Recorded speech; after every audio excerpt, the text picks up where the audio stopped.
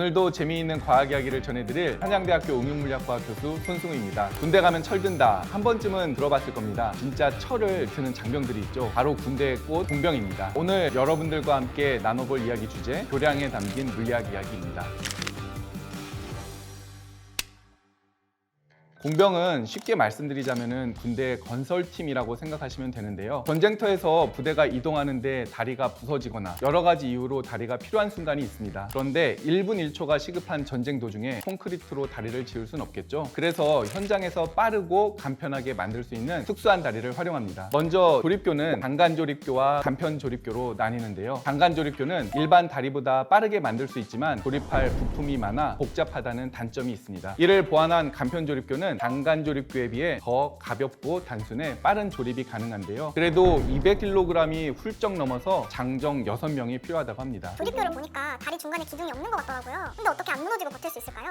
일반적인 다리는 중간에 기둥이 있어서 무게를 지탱하죠. 그런데 조립교처럼 중간에 받치는 기둥이 없는 경우에는 땅에 닿아 있는 양 끝 부분에서 무게를 버텨야 하는데요. 삼각형 모양의 구조를 활용하면 힘을 버틸 수 있습니다. 트러스 구조라고 하는데요. 이 구조 덕분에 조립교는 중간에 기둥이 없어도 튼튼하게 서 있을 수 있습니다. 삼각형을 위에서 누르면 양옆 뼈는 압축력을, 아랫뼈는 인장력을 받습니다. 이런 삼각형을 여러 개 이어붙이면 서로 힘을 전달해 무게를 버틸 수 있습니다. 교수님, 그러면 사각형은 안 되나요? 예를 들어 볼게요. 각 꼭지점이 힌지로 연결되어 있다고 생각하고 압력을 준다고 생각을 해보죠. 사각형은 모양이 변할 수 있습니다. 하지만 삼각형은 그 형태가 변하지 않죠. 그래서 삼각형이 더 안정적인 구조라 볼 수 있습니다. 이렇게 안정적인 트러스 구조는 다리뿐 아니라 다양한 곳에서 사용되는데요. 파리의 에펠탑, 한강 철교도 있고요. 최고층 건물 부르즈 할리파에도 트러스 구조가 사용되었습니다. 조립교 역시 강철 트러스 구조를 이용해서 만들어지기 때문에 다리 위에 올라가는 중량과 다리의 하중을 합한 모든 힘을 인장력과 압축력만으로 전달하면서 지탱합니다. 이렇게 전달된 힘은 다리 끝으로 전달되어서 버틸 수 있도록 하죠. 공병이 구축하는 다리 중 전혀 다른 형태로 하중을 분산시켜 만드는 다리도 있습니다. 바로 부교인데요. 강이나 호수를 건너야 하는 상황을 상상해 보세요. 물에서 움직이는 것도 힘든데 다리를 만드는 건 더 힘들겠죠. 그래서 공병들은 물에 뜨는 부교를 만들어 병력과 차량을 건너게 하는데요. 마치 여러 개의 튜브를 물에 띄워서 그 위에 판자를 올려 만든 다리와 비슷합니다. 이 부교는 마치 리본처럼 강 위에 길게 펼쳐지는데요. 그래서 리본 부교라고 부릅니다. 부교 자체도 되게 무거울 텐데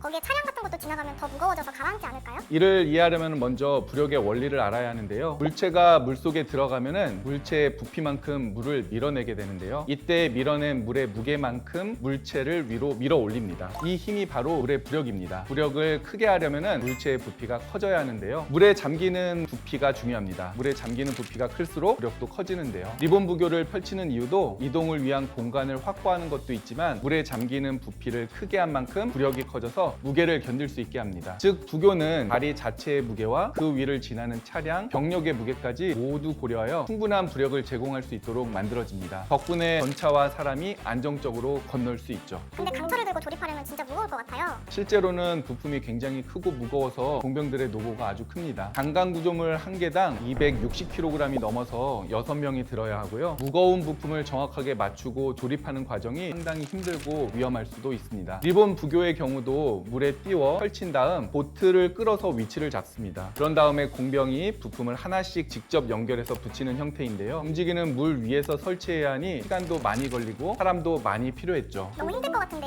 공병들의 이런 어려움을 좀 덜 수 있는 방법은 없을까요? 최근 이런 부담을 덜어줄 새로운 장비가 도입되었다고 합니다. 바로 자주도화 장비입니다. 자주도화 장비란 스스로 주행이 가능한 도화 장비라는 뜻인데요. 앞서 부교로 다리를 만들 때 사람이 하나씩 이어져야 다리가 된다고 말씀드렸죠. 자주도화 장비는 이걸 스스로 할 수 있도록 부교, 보트, 자동차를 합쳤습니다. 이전에는 이렇게 무거운 부품을 군인이 이고 지고 다리를 만들었는데 이제 자주도화 장비 몇 대면 보다 편리하게 다리를 만들 수 있는 것이죠. 확실히 간편해지고 다리 만드는 시간도 많이 줄어들 것 같은데요? 실제로 자주도화 장비로 다리를 만들 때 기존 방식보다 70%나 빨라졌다고 하고요. 인력도 최대 80%나 줄일 수 있다고 합니다. 게다가 리본 부교 같은 경우에는 설치 준비 시간에만 6시간이 넘게 걸렸는데 자주도화 장비는 이미 필요한 장비들을 다 갖추고 있어 바로 작전을 시작할 수 있다고 합니다. 이런 장점 덕에 자주도화 장비는 많은 국가에서 쓰이고 있는데요. 최근 우리나라에서도 하나 에어로스페이스에서 직접 생산에 성공해 수룡이라는 이름으로 납품했다고 합니다. 근데 국내에서 직접 생산하면 어떤 점이 점이 좋은 건가요? 직접 생산을 했다는 것은 부품을 수입에 의존하지 않아도 된다는 의미인데요. 유사시에도 빠른 수리와 보수가 가능하고 수입을 해오는 비용을 줄일 수 있으니 좀 더 경제적인 효과가 있습니다. 현재 약 75% 정도 성공했고 90%까지 늘릴 계획이라고 하네요. 그 외에도 기존 장비보다 방어력도 높이고 인터페이스 등 많은 것들이 더 업그레이드 되었다고 하는데요. 앞으로 많은 임무와 작전을 성공적으로 이끌 것으로 기대됩니다. 이렇게 다양한 방법으로 나라를 지키는 군 장병들 덕분에 안전하고 평화로운 일상을 누릴 수 있는 것 같습니다. 저희는 앞으로도 물리와 관련된 재미있는 과학 이야기들을 여러분들께 소개해 드리도록 하겠습니다. 지금까지 물리를 사랑하는 남자 물리학자 손승우였습니다. 감사합니다.